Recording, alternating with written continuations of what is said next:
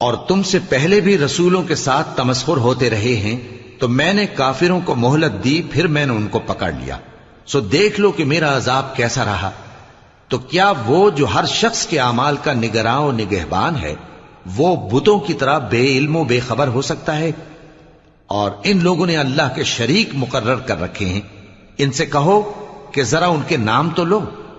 کیا تم اسے ایسی چیزیں بتاتے ہو جو روئے زمین پر ہیں اور اسے معلوم نہیں، یا تم لوگ محض سطحی بات کی تقلید کرتے ہو؟ اصل یہ ہے کہ کافروں کو ان کے فریب خوبصورت معلوم ہوتے ہیں، اور وہ ہدایت کے رستے سے روک لیے گئے ہیں، اور جسے اللہ گمراہ رہنے دے اسے کوئی ہدایت کرنے والا نہیں۔ ان کو دنیا کی زندگی میں بھی عذاب ہے، اور آخرت کا عذاب تو بہت ہی سخت ہے، اور ان کو اللہ کے عذاب سے کوئی بھی بچانے والا نہیں۔ جس جنت کا پرہیزگاروں سے وعدہ